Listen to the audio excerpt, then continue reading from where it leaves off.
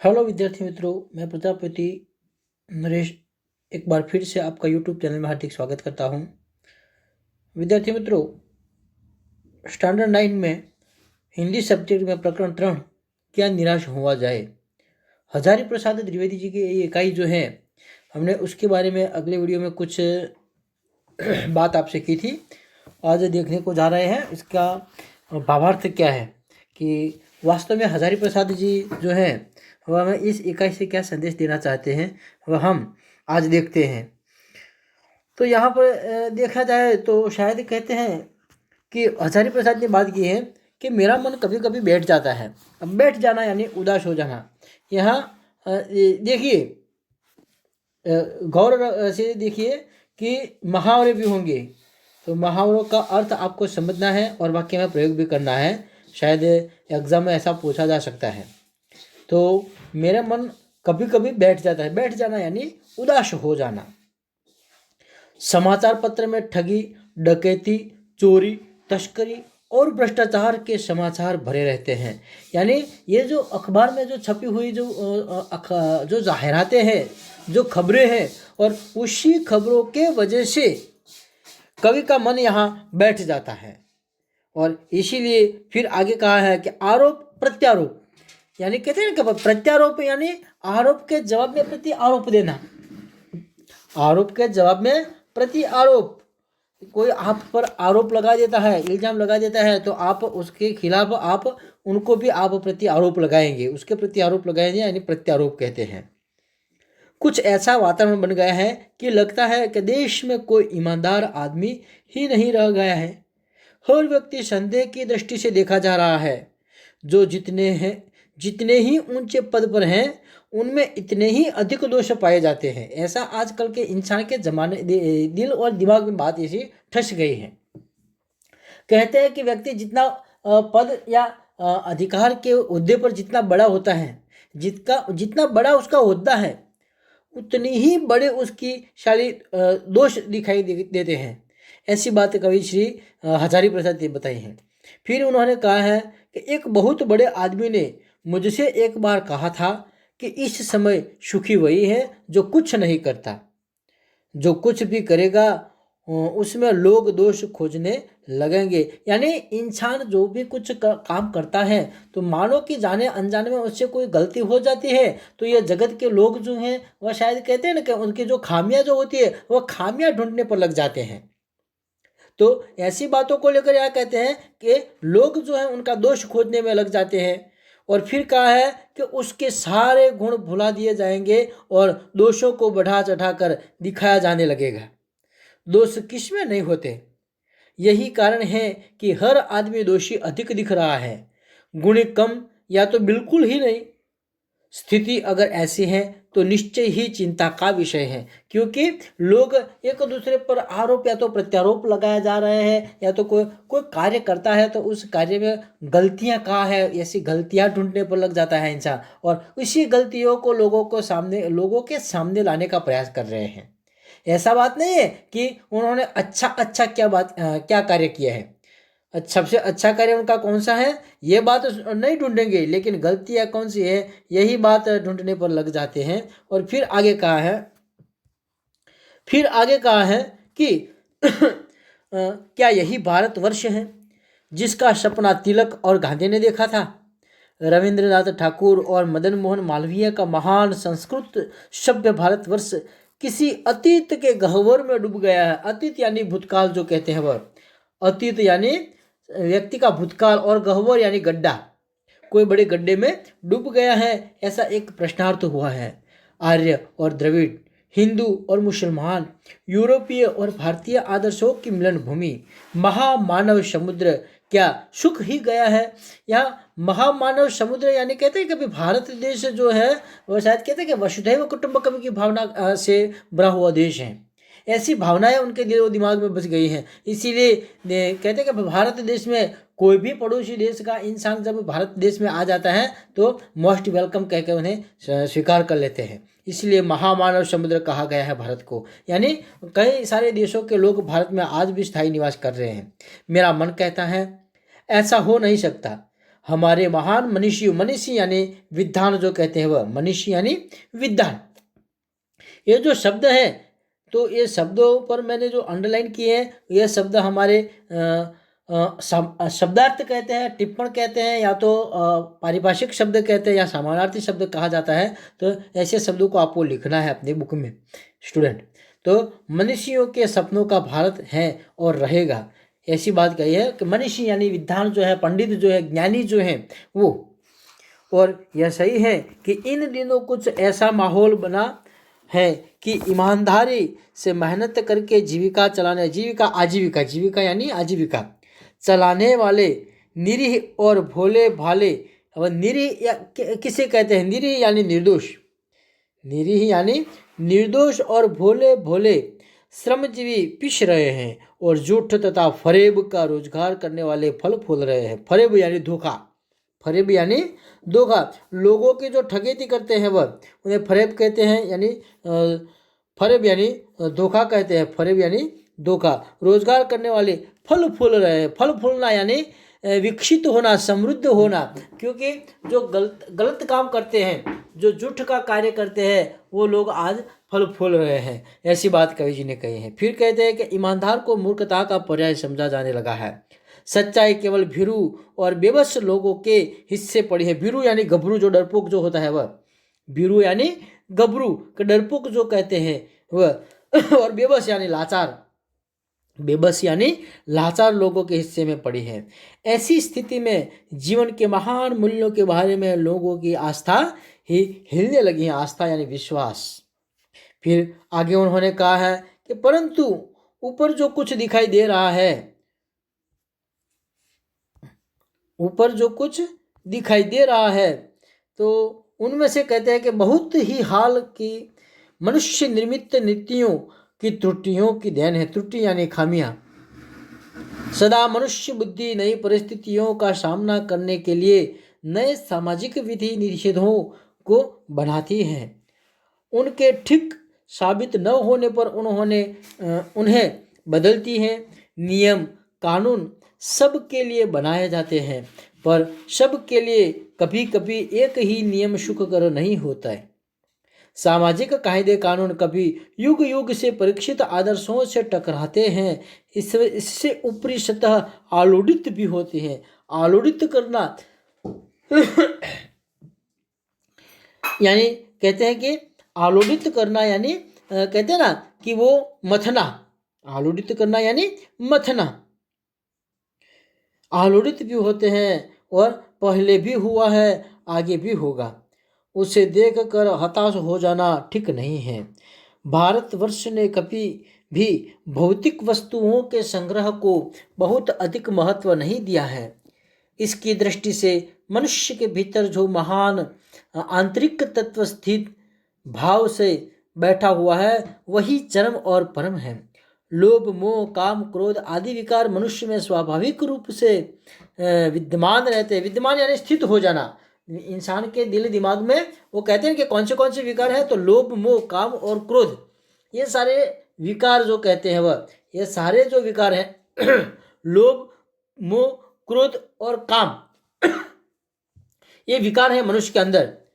और ऐसे विकार स्वाभाविक रूप से उसके दिल और दिमाग में विद्यमान बन जाते, स्थित हो जाते हैं।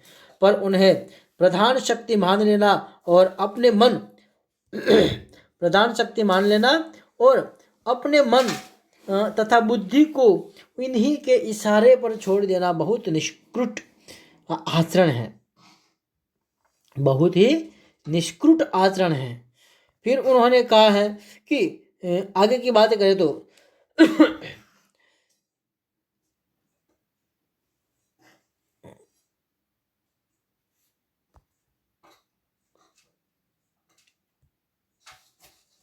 फिर कहा है कि भारतवर्ष ने कभी भी उन्हें उचित नहीं माना है। उन्हें सदा संयम के बंधन से बांध कर रखने का प्रयत्न किया है, परंतु भूख की उपेक्षा नहीं की जा सकती, बीमार के लिए दवा की उपेक्षा नहीं की जा सकती, गुमराह को ठीक रास्ते पर ले जाना, गुमराह यानी भटका हुआ जो है वह रास्ते पर ले जाना, उपायों की उपेक्षा नहीं की जा सकती। हुआ यह है कि इस देश के कोटि कोटि दरिद्र जन यानी गरीब जो है वह, दरिद्र यानी गरीब, गरीब व्यक्ति जो है वह दरिद्र जनों की हीन अवस्थाओं को दूर करने के लिए ऐसे अनेक कायदे कानून बनाए जाते हैं जो कृषि, उद्योग, वाणिज्य, शिक्षा और स्वास्थ्य की स्थिति को अधिक उन्नत और रुचारू बनाने के लक्ष्य से प्रेरित हैं। परंतु जिन लोगों को इन कार्यों में लगना है, इनका मन हर समय पवित्र नहीं होता। प्रायः वे ही लक्ष्य को भूल जाते हैं और अपनी ही सुख सुविधा की ओर ज़्यादा ध्यान देने लगते हैं। फिर आगे उन्होंने कहा कि व्यक्ति चित्त सब समय आदर्शों द्वारा चालित नहीं होता है। और फिर कहा है कि जितने बड़े पैमाने पर इन क्षेत्रों में मनुष्य की उन्नति के विधान बनाए गए, इतनी ही मात्रा में लोभ, मोह जैसे विकार भी विस्तृत होते हैं। लक्ष्य की बात भूल गई, आदर्शों को मजाक का विषय बनाया गया और संयम को दकियानुशी यानी पुराने ख्याल वाला, दकियानुशी यानी पुराने ख्याल वाला तो कहते हैं मान लिया गया। परिणाम जो होना था वह हो रहा है। यह कुछ थोड़े से लोगों के बढ़ते हुए लोभ का नतीजा है, परंतु इससे भारतवर्ष के पुराने आदर्श और भी अधिक स्पष्ट रूप से महान और उपयोगी दिखाई देने लगते हैं। भारतवर्ष सदा कानून को धर्म के रूप में देखता आ रहा है। आज एकाएक कानून और धर्म में अंतर कर दिया गया है। धर्म को धोखा नहीं दिया जा सकता, कानून को दिया जा सकता है। यही कारण है कि लोग धर्म भीरू हैं, धर्म से घबराते हैं। धर्म ही हमारी लगान है। फिर कहते हैं वे कानून की त्रुटियों से लाभ उठाने में संकोच नहीं करते हैं। आगे कहा है कि इस बात के पर्याप्त प्रमाण खोजे जा सकते हैं कि समाज में ऊपरी वर्ग में चाहे जो भी हो रहा हो, भीतर भीतर भारतवर्ष अब भी यह अनुभव कर रहा है कि धर्म कानून से बड़ी चीज़ है। अब भी सेवा, ईमानदारी, सच्चाई और आध्यात्मिकता के मूल्यों से बने हुए हैं। वे दब अवश्य गए हैं लेकिन नष्ट नहीं हुए हैं। आज भी वह मनुष्य से प्रेम करता है, महिलाओं को सम्मान करता है, झूठ और चोरी को गलत समझता है, दूसरे को पीड़ा पहुंचाने को पाप समझता है। हर आदमी अपने व्यक्तिगत जीवन में इस बात का अनुभव करता है। समाचार पत्रों में जो भ्रष्टाचार के प्रति इतना आक्रोश है, वह यही साबित करता है कि हम ऐसी चीज़ों को गलत समझते हैं और समाज से उन तत्वों की प्रतिष्ठा कम करना चाहते हैं जो गलत तरीके से धन या मान संग्रह करते हैं। दोषों का पर्दाफाश करना बुरी बात नहीं है। बुराई यह मालूम होती है कि किसी के आचरण के गलत पक्ष को उद्घाटित करते समय उसमें रस लिया जाता है और दोषोद्घाट को एकमात्र कर्तव्य मान लिया जाता है। बुराई में रस लेना बुरी बात है, अच्छाई को उतना ही रस लेकर उजागर करना और भी बुरी बात है। सैकड़ों घटनाएं ऐसी घटती हैं जिन्हें उजागर करने से लोग चित्त में अच्छाई के प्रति अच्छी भावना लगती है।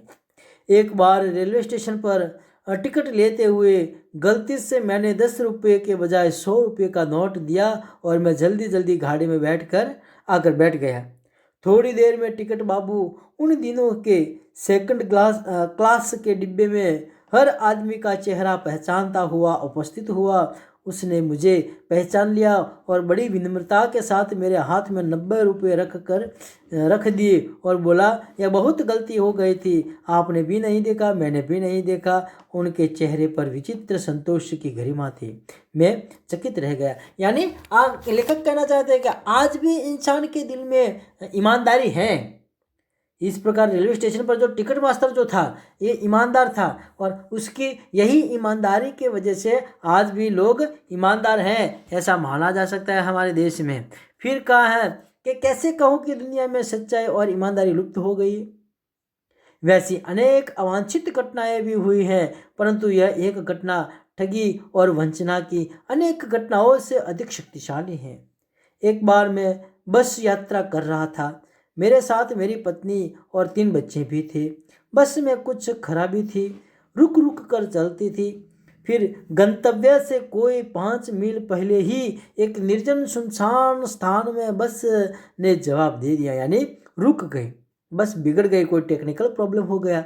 रात के कोई 10 बजे होंगे। बस में यात्री घबरा गए। कंडक्टर ऊपर गया और एक साइकिल लेकर चलता बना। लोगों को संदेह हो गया कि हमें धोखा दिया जा रहा है। यानी अब देखिए ये लोगों की बात क्या है, लोगों के दिल में कैसे कैसे विचार चल रहे हैं। हमारे देश के लोग जो होते हैं वह संकुचित यानी लघुता ग्रंथि के दिमाग वाले होते हैं। ये कंडक्टर जो था वह एक बस टेक्निकल प्रॉब्लम की वजह से सुनसान जगह पर खड़ी हो जाती है, चल नहीं पा रही है, तो कंडक्टर ने ऊपर से साइकिल उतारकर भाग गए। वो भाग नहीं गया था वास्तव में। अब देखते हैं क्या हुआ बात। बस में बैठे लोगों ने तरह तरह की बातें शुरू कर दी। किसी ने कहा कि यहाँ डकैती होती है, 2 दिन पहले ही इसी तरह एक बस को लूट लिया गया था। परिवार सहित अकेला मैं ही था। बच्चे पानी पानी चिल्ला रहे थे। पानी का कहीं ठिकाना न था। ऊपर से आदमियों का डर समा गया था। कुछ नौजवानों ने ड्राइवर को पकड़कर मारने पीटने का हिसाब बनाया। ड्राइवर के चेहरे पर हवाइयाँ उड़ने लगी। अब हवाइयाँ उड़ना यानी शायद ये कहते हैं ना ये भी एक रूढ़ि प्रयोग ही है। हवाइयाँ उड़ना यानी डर सा महसूस करना। हवाइयाँ उड़ना यानी डर में घबरा जाना। तो फिर कहते हैं कातर ढंग से हवाइयाँ उड़ने लगी। हवाइयाँ उड़ना यानी ये लिख लीजिए, ये जो है मुहावरा कि हवाइयाँ उड़ना यानी डर जाना, घबरा जाना। लोगों ने उसे पकड़ लिया। वह बड़े कातर ढंग से मेरी ओर देखने लगा और बोला। कातर ढंग से देखना यानी भयभीत होकर देखना।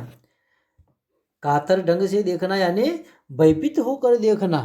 तो यहाँ कहते हैं कि कातर ढंग से यानी भयभीत घबराया हुआ था ड्राइवर, क्योंकि लोग मारने पर तुले थे तो घबरा गया था, इसीलिए चेहरे पर हवाइयाँ उड़ने लगी। यानी कहते हैं ना कि वो चेहरा उनका फीका पड़ गया है बिल्कुल सा, क्योंकि शायद कहते हैं कि लोग मारेंगे। और फिर कहते हैं क्या, हम लोग बस का कोई उपाय कर रहे हैं, बचाइए, ये लोग मारेंगे। डर तो मेरे मन में भी था, पर उसकी कातर मुद्रा देखकर मैंने यात्रियों को समझाया कि मारना ठीक नहीं है। परंतु यात्री इतने घबरा गए कि वे मेरी बात सुनने को तैयार नहीं हुए। कहने लगे कि इसकी बातों में मत आइए, धोखा दे रहा है। कंडक्टर को पहले ही डाकुओं के यहाँ भेज दिया गया है। मैं भी बहुत भयभीत था, पर ड्राइवर को किसी तरह मारपीट से बचाया। 1.5-2 घंटा बीत गए। मेरे बच्चे भोजन और पानी के लिए व्याकुल थे। मेरी पत्नी की हालत बुरी थी। लोगों ने ड्राइवर को मारा तो नहीं, पर उसे बस से उतारकर एक जगह घेर कर रख लिया। कोई भी दुर्घटना होती है तो पहले ड्राइवर को समाप्त कर देना उन्हें उचित जान पड़ा, क्योंकि ये सुनसान जगह थी। यानी मानो कि कहीं से कहीं ना कहीं डाकू आ जाते हैं, तो डाकू जब आएंगे तो हम पहले ड्राइवर को ही समाप्त कर लेंगे, क्योंकि उसी की वजह है और इसी के कारण शायद हमारी बस को लूट लिया जा सकता है, इसीलिए वो घबरा गए थे। कोई दुर्घटना होती है तो पहले ड्राइवर को समाप्त कर लिया उन्हें उचित जान पड़ा। ये गिड़गिड़ाने का कोई विशेष असर नहीं पड़ा। इसी समय क्या देखता हूँ कि एक खाली बस चली आ रही है और उस पर हमारा बस कंडक्टर भी बैठा हुआ है। उसने आते ही कहा, अड्डे से नई बस लाया हूँ, इस पर बैठिए। वह बस चलाने लायक नहीं है। फिर मेरे पास एक लोटे में पानी और थोड़ा दूध लेकर आया और बोला, पंडित जी, बच्चों का रोना मुझसे देखा नहीं गया। वहीं दूध मिल गया, थोड़ा लेता आया। यात्रियों में फिर जान आई। सबने उसे धन्यवाद किया। ड्राइवर से माफ़ी मांगी और बाहर 12 बजे से पहले ही सब लोग बस अड्डे पर पहुंच गए।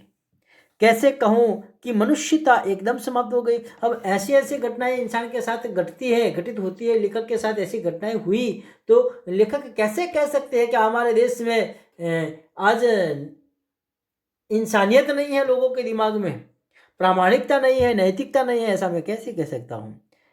फिर कहा है उन्होंने कि कैसे कहूँ कि लोगों में दया माया रही ही नहीं है।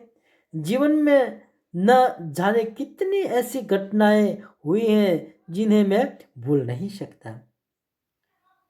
ठगा भी गया हूँ, धोखा भी खाया है, परंतु बहुत कम स्थलों पर विश्वासघात नाम की चीज मिलती है। केवल उन्हीं बातों का हिसाब रखो जिनमें धोखा खाया है, तो जीवन कष्टकर हो जाएगा।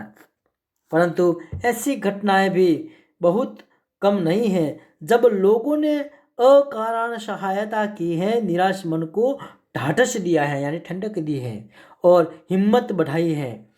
तो कविवर रविंद्रनाथ ठाकुर ने अपने एक प्रार्थना गीत में भगवान से प्रार्थना की थी कि संसार में केवल नुकसान ही उठाना पड़े, धोखा ही खाना पड़े, तो ऐसे अवसरों पर ही भी हे प्रभु मुझे ऐसी शक्ति दो कि मैं तुम्हारे ऊपर संदेह न करूं।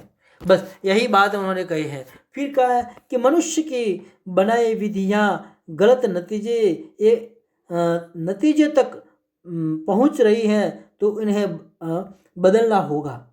वस्तुतः आए दिन इन्हें बदला ही जा सकता है, लेकिन अब भी आशा की ज्योति बुझी नहीं है। महान भारतवर्ष को पाने की संभावना बनी हुई है, बनी रहेगी। मेरे मन निराश होने की जरूरत नहीं है। ऐसी कुछ घटनाएं बनती हैं और फिर जाकर लेखक कहते हैं देखिए निराश क्यों होते जा रहे हो, क्या निराश हुआ जाए, यानी निराश होने की आज कल के ज़माने में चिंता छोड़ दो। क्योंकि आज हमारे देश में जो इंडिया के लोग जो हैं ये शायद ऐसे तो होते हैं कि कोई लोग ऐसे भी होते हैं जो स्वार्थी होते हैं और शायद ईर्ष्यालु होते हैं, तो चोरी तस्करी भ्रष्टाचार करते हैं, लेकिन हर एक प्रकार के लोग ऐसे नहीं होते। हर एक लोग ऐसा नहीं करते।